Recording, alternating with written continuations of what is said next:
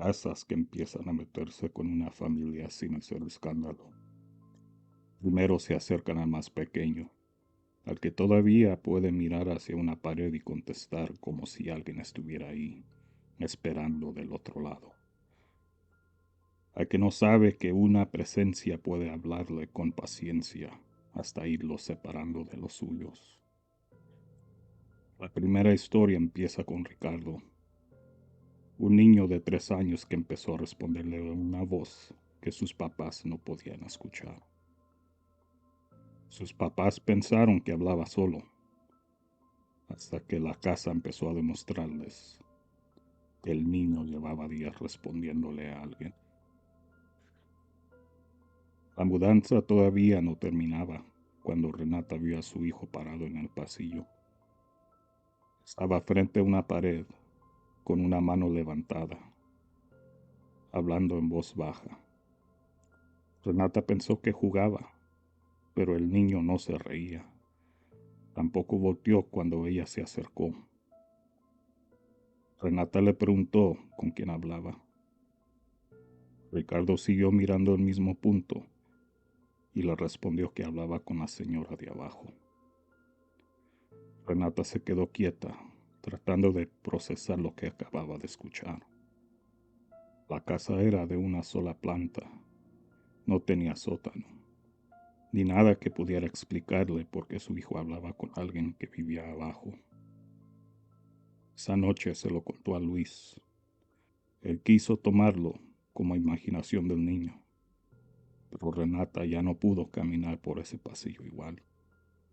Había algo en la manera en que Ricardo miraba la pared, una atención demasiado seria para su edad, como si de verdad estuviera escuchando a alguien. Durante los días siguientes, el niño empezó a dejar un carrito rojo junto a esa misma pared. Renata lo recogía y lo ponía en su caja de juguetes. Más tarde, el carrito volvía a aparecer junto a la pared. Cuando ella lo guardó en un cajón alto, Ricardo se enojó y dijo que era de ella. Renata le preguntó quién se lo había pedido.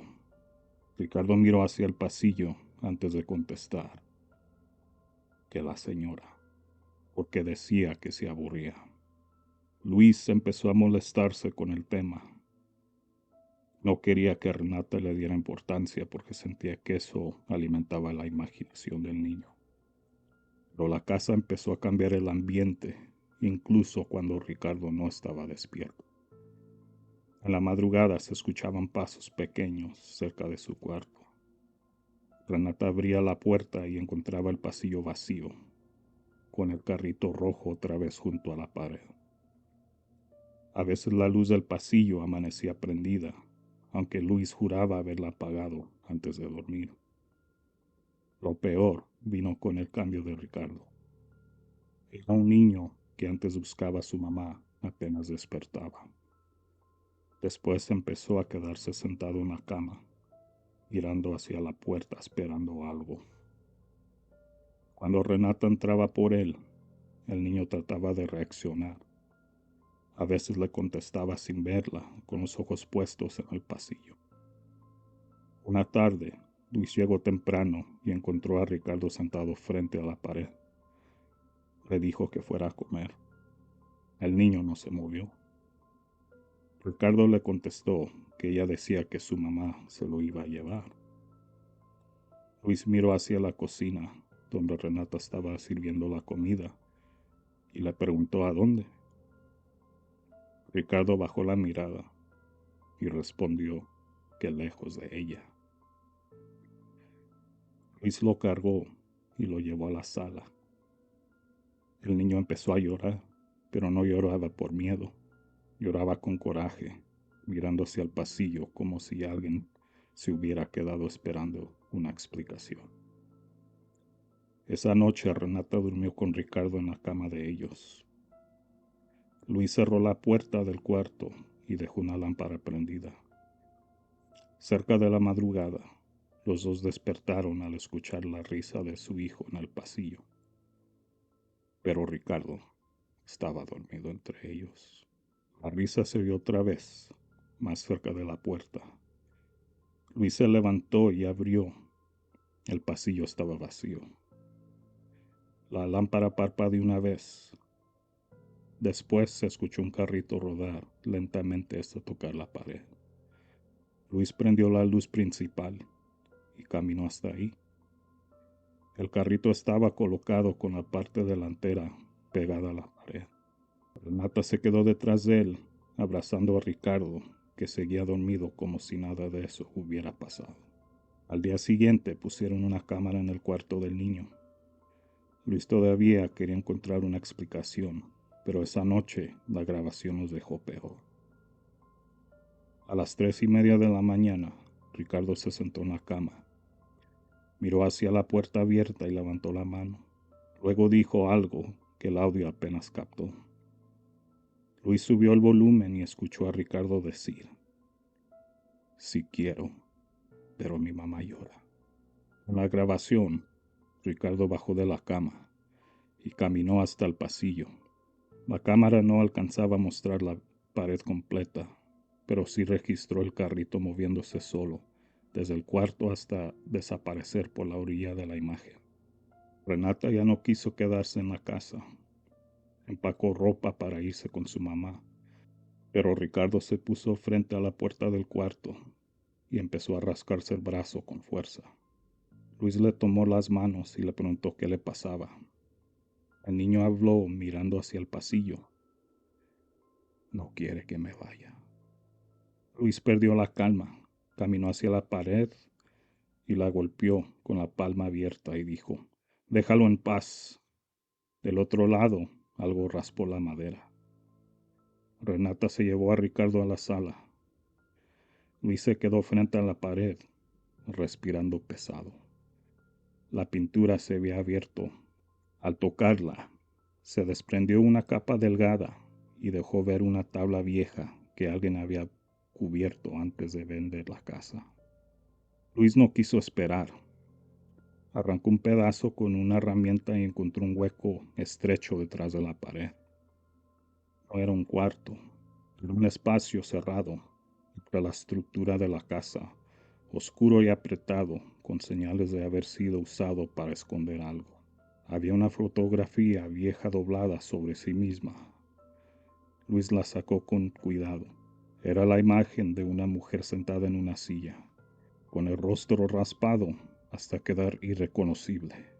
Detrás de la foto, alguien había escrito un nombre con lápiz: Ricardo. Renata salió de la casa con el niño en brazos antes de que Luis terminara de tapar el hueco. Esa noche no regresaron. Se quedaron en casa de la mamá de Renata. Al día siguiente, Luis volvió con un primo por lo indispensable. El pasillo estaba marcado con manos pequeñas. Eran huellas sobre la pintura, una tras otra, como si muchos dedos estuvieran presionando la pared para salir de ahí. Luis cerró la casa y entregó las llaves a la inmobiliaria sin dar demasiadas explicaciones. La pusieron en venta otra vez tiempo después. Ricardo tardó semanas en volver a dormir sin despertarse.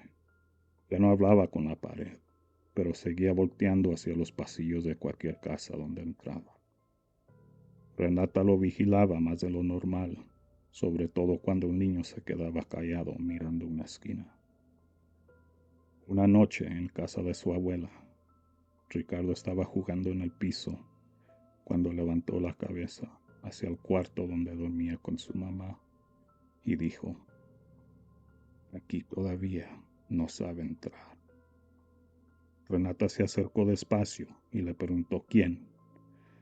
El niño siguió mirando hacia la puerta antes de responder: "La señora, pero ya me está encontrando".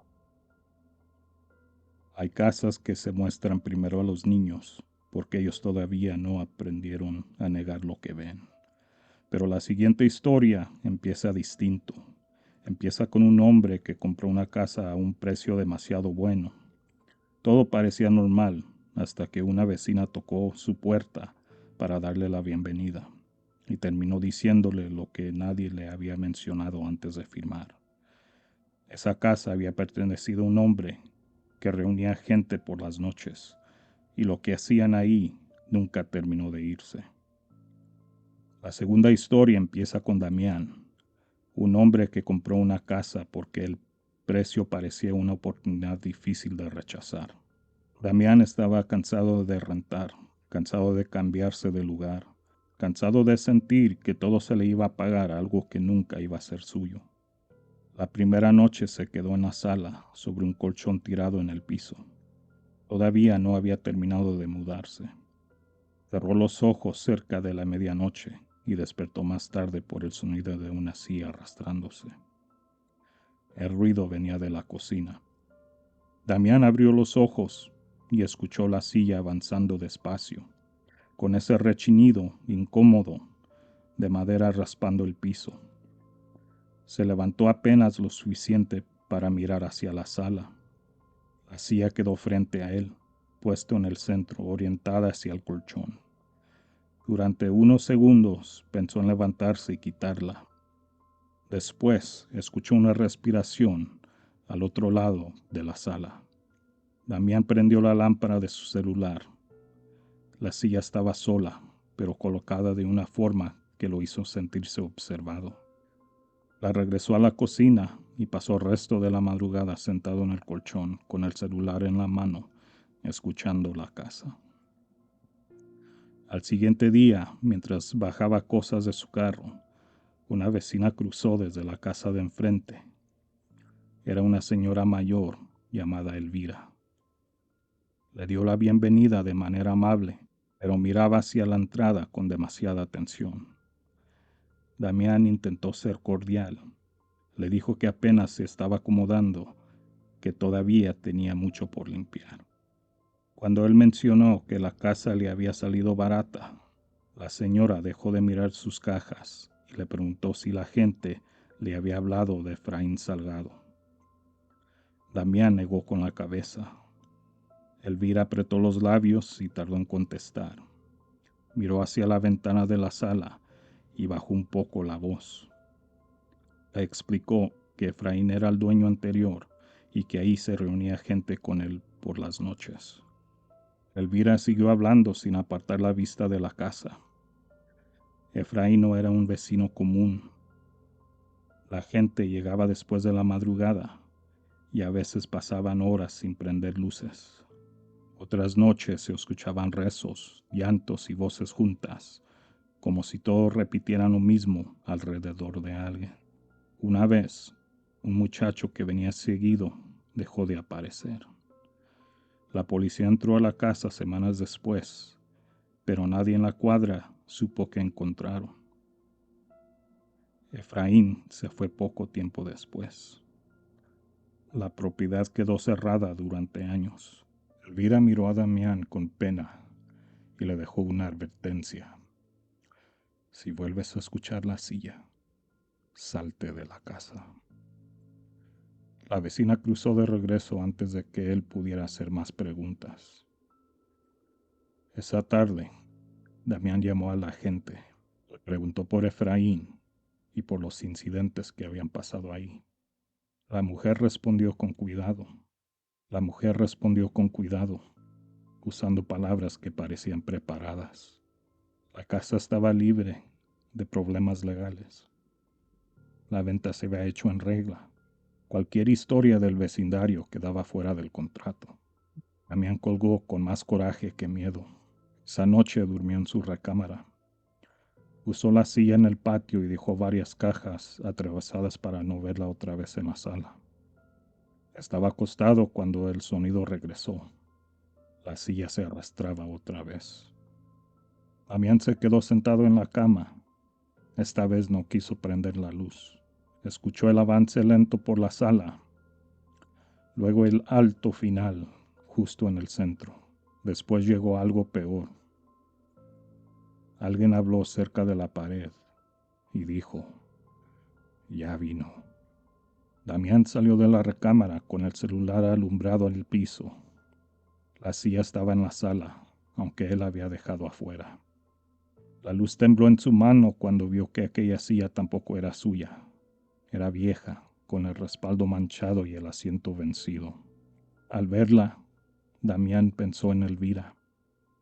Esa misma madrugada salió y se quedó dentro del carro mirando la casa desde la banqueta. La ventana de la sala reflejaba la calle oscura. Cerca de las 4, una figura pasó detrás del vidrio. Caminó lento, como alguien revisando que todo hubiera quedado en su lugar. Damián encendió el carro y se fue a casa de su hermana. Regresó al día siguiente acompañado por un primo. Con la luz del día, la casa parecía normal. La silla vieja seguía en el centro de la sala. Debajo de ella, Damián notó una marca redonda en el piso, cubierta con barniz oscuro. El primo quiso mover la silla. Cuando la levantó, los dos vieron los nombres rayados alrededor de la marca. Eran nombres cortos, escritos con letras torcidas sobre la madera. Algunos estaban tan gastados que apenas se leían. Otros parecían más recientes. En una orilla estaba el nombre de Damián. El primo soltó la silla y salió primero. Damián se quedó un momento más mirando esa marca que había estado ahí desde la visita de la gente. Damián se quedó un momento más mirando esa marca que había estado ahí desde la visita de la gente. A plena vista, tapada solo por la forma en que nadie mira el piso cuando cree que está comprando su futuro. Sacaron algunas cosas y se fueron. Esa noche, Damián se quedó con su hermana. Intentó explicar lo que había visto, pero cada vez que hablaba de la casa, sentía que algo se acercaba al pensamiento, como si recordar la sala fuera a volver a entrar en ella. Cerca de la madrugada, su hermana escuchó movimiento abajo. Bajó pensando que Damián se había levantado por agua. Lo encontró sentado en la sala. Tenía una silla frente a él. Damián estaba despierto, con la mirada fija en un punto vacío. Hablaba en voz baja, respondiendo pausas que nadie más podía oír, hasta que dijo: «Sí, firme». Su hermana se acercó con cuidado y le tocó el hombro. Damián parpadeó, confundido, como si acababa de regresar de muy lejos. Después miró la silla frente a él y empezó a llorar con la respiración rota antes de decir: «Me están guardando mi lugar». La silla terminó en la banqueta esa misma noche. Por la mañana ya estaba otra vez dentro de la casa. Damián no quiso volver a dormir ahí.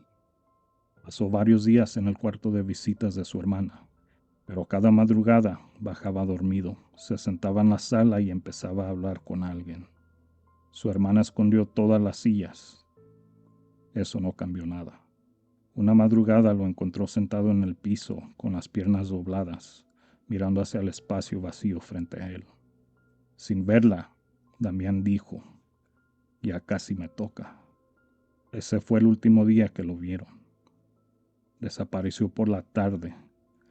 Las cámaras de los vecinos no mostraron a Damián saliendo de la casa de su hermana. Pero Elvira llamó 3 días después para decir que la puerta de la casa de Efraín estaba abierta. La hermana llegó con un primo y 2 policías. La sala estaba vacía excepto por la marca redonda en el piso. Alrededor había rayones profundos, como si muchas sillas hubieran sido arrastradas durante horas. En la pared del fondo, la pintura se había levantado cerca del piso. Uno de los policías jaló la madera floja. Detrás había más nombres. La hermana reconoció el de Damián al final, escrito más oscuro que los demás. La casa quedó cerrada un tiempo, pero volvió a aparecer en venta meses después. Elvira siguió mirando desde enfrente, ya sin acercarse a los nuevos interesados.